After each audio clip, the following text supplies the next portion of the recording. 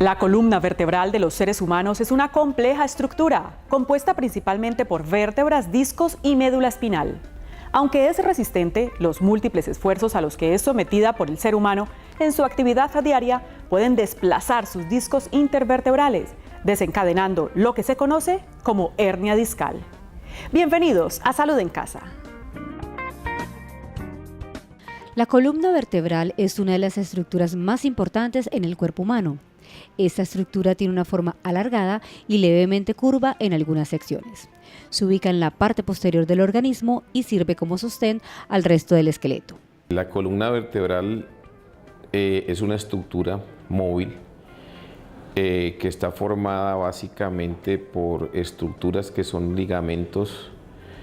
Esos ligamentos lo que hacen es fijar la estructura ósea. Hay una parte ósea, otra cartilaginosa. La columna vertebral tiene como principal objetivo sostener el resto del esqueleto y además también tiene la importante función de proteger la médula espinal, que corre por el interior de las vértebras y donde yace la información relativa a la movilidad del cuerpo. Por otro lado, la columna vertebral es lo que mantiene dentro de esta función de sostén al organismo en relación con el centro de la gravedad, impidiendo que el organismo caiga y se desarme o pierda forma. La columna en sí básicamente es sostener todas las estructuras, tener en contacto lo que es la cabeza, unida al cuello y unida al tórax y unida a la región lumbar. A partir de ahí, tener protegida la región médula o la médula espinal, que es lo que hace la unión o el contacto directo del cerebro, que es el sistema nervioso central, con la médula, y a partir de aquí se generan las raíces nerviosas para dar la inervación de cada estructura. 33 vértebras son las vértebras que componen nuestra columna vertebral y estas están divididas en 3 secciones: las vértebras cervicales, vértebras torácicas y vértebras lumbares. Otra de las estructuras que componen nuestra columna vertebral son los discos. Los discos lo que hacen es unir cuerpo vertebral y ayudar a amortiguar los golpes y ayudar en los distintos movimientos, tanto de rotación como de extensión o de flexión. En los discos encontramos el núcleo pulposo, que se sitúa en la parte central del disco vertebral. Tiene consistencia gelatinosa y es transparente. Su composición es de 70 o 90% de agua con diversas sustancias en suspensión, principalmente fibras de colágeno y mucopolarisacáridos, sustancias que van disminuyendo con la edad. La función de los discos intervertebrales es la de permitir flexibilidad y movilidad a la columna gracias a su función de amortiguamiento entre vértebra y vértebra. Son como unas almohadillas o como una especie, por así decirlo, una palabra clara, de amortiguadores. Entonces, cuando usted salta, cuando usted rota, cuando hace los distintos movimientos, la función es amortiguar el golpe o lo que se realiza, el movimiento brusco tanto de rotación como de flexión o de extensión, y mantenerla pues fija en su sitio y amortiguar sobre todo los golpes. Es lo que básicamente lo que hace en palabras sencillas es un amortiguador. El apropiado cuidado de la columna vertebral es de suma importancia, ya que posibles lesiones en la región pueden significar alteraciones muy graves a la movilidad de la persona. Algunas de las lesiones más comunes son curvaturas inadecuadas de la columna, pinzamientos o aplastamiento, hernia discal, entre otras. Al regresar, conoceremos cuáles son las causas de las hernias discales.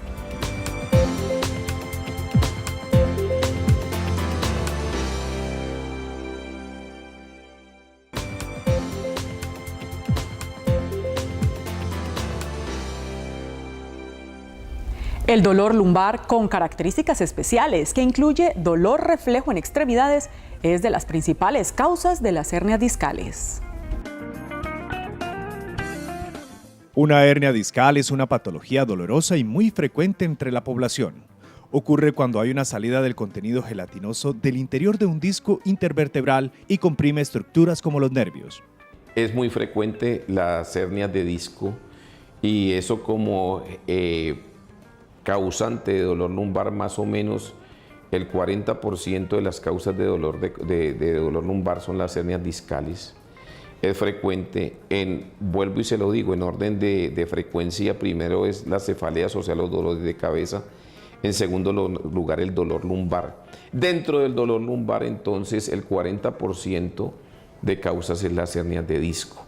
Hay un 25% que son las articulaciones, otro 20% que son los ligamentos y la parte muscular, y hay un 5 o un 10% que sí es una causa indefinida. Las hernias discales pueden aparecer en cualquier zona de la columna vertebral. Sin embargo, hay algunas con mayor predisposición que otras. Fundamentalmente hay unos niveles que, por así decirlo, por su movilidad son más factibles de tener las hernias cervicales, sobre todo C4, C5, lumbares, L4, L5, L5, S1. O sea, sería la lumbar cuarta, la lumbar quinta y la sacra primera. Esos son los sitios más frecuentes de dolor. Dolor que es el síntoma principal de una hernia discal y tiene una característica especial que es la irradiación de dicho dolor. Los síntomas fundamentalmente es el dolor lumbar, pero entonces la irradiación que normalmente se hace, que es un dolor que se va por la parte de atrás de la pierna, va hasta el tobillo, hasta la planta del pie, a nivel lumbar. Y el tipo de dolor, que son como punzadas, como agujas, es un dolor continuo. El paciente también tiene alteraciones, no lo deja dormir. Y importante que es como un patrón de descarga eléctrica, que esto es importantísimo para uno hacer el diagnóstico diferencial y a ver si es un dolor de tipo mecánico o es un dolor de tipo radicular. De todos modos, es importante recalcar que no siempre que duele la zona de la espalda es porque hay presencia de hernia discal. Muchas veces el dolor viene por una artrosis debido al desgaste del disco.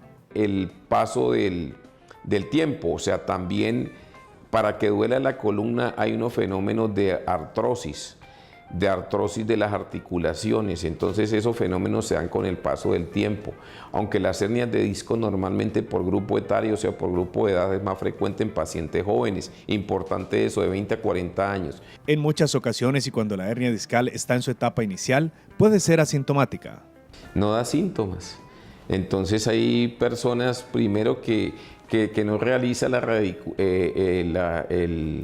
radiculitis química, por así decirla, o ese es el término, ni el contacto de pronto que la protrusión que se tiene del disco es suficiente para causar síntomas en la raíz. Dentro de las causas que se reconocen para la aparición de una hernia discal están tanto el factor genético como las cargas a las que se expone la columna vertebral. Uno es el factor genético, dos, las actividades. Si yo soy un pesista, si yo soy una persona que tengo que cargar bultos y si tengo esa susceptibilidad genética, entonces voy a hacer mucho más fácil una hernia de disco. Lo otro es los esfuerzos o por así decirlo, los trabajos que generen mayor esfuerzo de lo normal y sobre todo que utilicen esta zona, tanto cervical como lumbar, la gente que tenga que estar agachándose, la gente que tiene que estar levantando altos pesos, la gente que tiene que estar trabajando en posiciones no adecuadas. Todos esos pacientes tienen mayor predisposición a realizar una hernia de disco y por tanto un dolor lumbar. El diagnóstico de una hernia discal inicia con muy buen examen físico. Un buen examen clínico, usted mirar el paciente, examinarlo, tocarlo, tomarle sus reflejos, mirarlo a ver cuál es el patrón que tiene.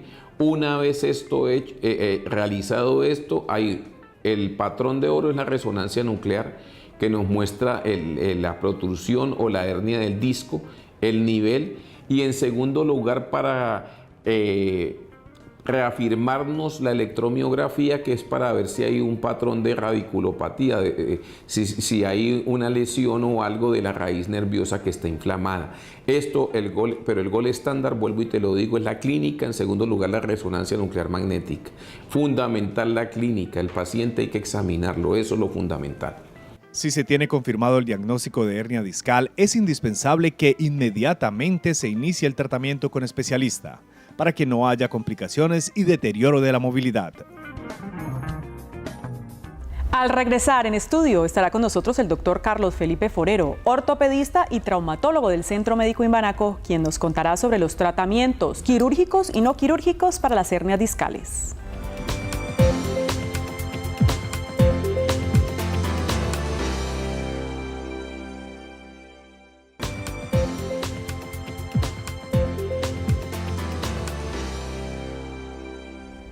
Seguimos en Salud en Casa y en este momento nos acompaña el doctor Carlos Felipe Forero, ortopedista y traumatólogo, especialista en cirugía de columna del Centro Médico Imbanaco y de la Unidad de Dolor IPS Centro de Excelencia. Doctor, pues qué placer tenerlo aquí en nuestro programa. Bienvenido. Muchas gracias. Gracias, doctor, por aceptar esta invitación. Y en esta parte vamos a hablar justamente de los tratamientos para las hernias discales. ¿Podríamos decir entonces que existen tratamientos no quirúrgicos y quirúrgicos? Sí, correcto. Uno realmente cuando tiene un paciente con un diagnóstico de una hernia discal, se ve o tiene posibilidad de dos opciones, los tratamientos quirúrgicos y los no quirúrgicos. De hecho, la mayoría de los pacientes responden a un tratamiento no quirúrgico de manera inicial. Este tratamiento puede ir desde la rehabilitación y la terapia física, pasando por procedimientos de intervención menor como bloqueos, estos se llaman bloqueos foraminales, bloqueos translaminares, bloqueos epidurales y otra serie de procedimientos que hoy en día se pueden hacer de manera rápida, 10, 15, 20 minutos, y en muchos de los casos logras evitar la cirugía. Sin embargo, algunos de los pacientes que no respondan, y como te digo es la menor proporción, pues terminarán en algún tratamiento de tipo quirúrgico. Claro, hay que saber que no todas las hernias discales pueden ser tratados con no quirúrgicos. Correcto, hay unos pacientes que por el diagnóstico, bien sea inicial o por la evolución que tenga durante el manejo que se le está haciendo, pues terminarán sí en una cirugía. Bien sea porque tengan una debilidad en la pierna o en el brazo, se llama un déficit neurológico, un trastorno en la sensibilidad o disminución en la fuerza, o que el dolor se vuelve inmanejable y pues obviamente la solución en ese momento se escoja la solución quirúrgica. ¿Pero tiene alguna relación, doctor, digamos, que se elija el tratamiento no quirúrgico por haber sido diagnosticado de forma temprana? Claro. Tienen mayor oportunidad los pacientes, mientras más precoz sea el diagnóstico, pues uno tiene más posibilidades de que el tratamiento pueda tener más éxito si de golpe no es de tipo intervencionista no quirúrgico. Pero realmente depende mucho de la presentación y de la causa que le produjo la hernia. Ahí puede haber alguna variación, pero el diagnóstico precoz sí favorece el pronóstico de la enfermedad. ¿Y en qué casos, doctor, ya se debe optar por la cirugía? En los casos donde el paciente tenga algún, se dice médicamente un déficit neurológico, es decir, que tenga una pérdida de la fuerza en la extremidad o en parte de la extremidad, que tenga un trastorno en la sensibilidad, es decir, que no sienta de manera normal o igual al lado contralateral, a la otra pierna o al otro brazo o a la otra mano, que por ejemplo la persona puede dar cuenta que si es en el brazo, que tenga debilidad para agarrar objetos como un vaso con agua o que ya no tiene la misma fuerza o se le cae. Y si es en la extremidad inferior, en las piernas, pues alguna dificultad para la marcha, cojera, dificultad para subir gradas, para bajar un escalón y siente que no es la misma fuerza, pues probablemente esos pacientes van a terminar en un manejo de tipo quirúrgico. Claro, digamos que ya su calidad de vida se está viendo afectada por la hernia discal. Correcto, su calidad de vida, la parte laboral también y el entorno familiar. En sí, doctor, ¿en qué consiste el procedimiento, digamos, de quirúrgico, ¿no? De las hernias discales? Porque muchas personas como que le temen a este tipo de cirugías. Bueno, depende de la edad, depende del diagnóstico, del tipo de hernia. Muchas veces estas hernias no van solas, sino que están acompañadas por otros cambios en la parte mecánica de la columna. Entonces uno puede tener cirugías pequeñas, se llaman microdiscoidectomías, incisiones muy pequeñas, específicamente para llegar al disco herniado y poder sacar la piecita que está comprimiendo, en ese caso el nervio, o pasar a unos procedimientos mayores donde uno tiene que, además de retirar eso, de golpe hacer algún tipo de reconstrucción en la columna porque ya hay unos cambios degenerativos asociados a la hernia. Muchas veces el diagnóstico no es de primera vez, sino que la persona que lleva varios años con ires y venires, donde el dolor se presenta, el dolor se quita, y le han hecho uno u otro manejo y eso es un proceso degenerativo de la columna hasta que llega, como dice uno, la gota que rebosa la copa y ya pues el manejo cambia. Entonces tú puedes tener cirugías más pequeñas como de mínima invasión o cirugías ya más grandes de tipo reconstructivo para el mismo diagnóstico. Y en general, doctor, digamos, estos tratamientos no quirúrgicos y aquellos quirúrgicos de diferentes tipos de cirugía, ¿cómo responden? ¿Qué tan efectivos son los resultados? Pero entonces, como te digo, en el manejo no quirúrgico, casi que uno puede decir que el 85%, a veces hasta el 90% de los pacientes pueden mejorar en muchos casos con un manejo no quirúrgico. Como digo, estos procedimientos relativamente sencillos, de 15 minutos, 20 minutos, hechos pues obviamente por un especialista en un sitio adecuado, con las ayudas diagnósticas adecuadas para llegar al sitio exacto. Entra uno como con una aguja, coloca un medicamento y puede haber algún tipo, tratando de desinflamar esa parte afectada, y acompañado después de un proceso de rehabilitación, y la mayoría de la gente puede responder. Los pacientes que ya son llevados a cirugía, entonces, es decir, entre el 10 y el 15%, pues también hoy en día con las ayudas diagnósticas, con los equipos y operado el paciente en un sitio con todos los equipos que se cuentan hoy en día, pues va a tener también un mayor chance y un buen resultado probablemente. ¿La hernia discal puede reaparecer? Es una buena pregunta y la respuesta es sí. Uno puede tener como recidivas en el mismo disco. Hay fragmentos que se vuelven a salir, a extruir, pero realmente tal vez la complicación más grande que uno puede ver, más que eso, es como fibrosis posquirúrgica. Es un proceso de cicatrización interno y que se puede comportar parecido a la misma hernia, no siendo originalmente el mismo disco. Pero también, si uno tiene una condición previa, puede aparecer en los discos superiores o inferiores al sitio del problema, y es una cosa que se puede presentar. Doctor, ¿uno ha visto, digamos, leyendo o investigando que a veces usan fajas o cinturones? Digamos, ¿esto es un poco más preventivo o también se usa en tratamiento? Bueno, en la parte laboral hay cinturones para que la persona pueda hacer su trabajo y cargar equipos o cajas, y obviamente desde el punto de vista ayuda. Pero la faja que utiliza la persona no en la parte laboral, sino por ponérsela para reemplazar la debilidad que tiene de la parte abdominal, no es como lo correcto. Estar fajado, lo mismo que andar con una tobillera o una rodillera, lo que va a producir secundariamente o en el lapso del tiempo es una atrofia de la parte muscular, y la parte muscular es la que le va a dar como estabilidad a esa parte de la columna en lo que estamos hablando específicamente. Entonces, si te pones una faja por ponértela, por sentirte más cómodo, más seguro, realmente en el mediano y largo plazo lo que va a pasar es que vas a tener una atrofia muscular y después no vas a poder vivir sin la faja, y realmente no es algo indicado o algo bueno. En conclusión, la faja no reemplaza la parte muscular. Claro.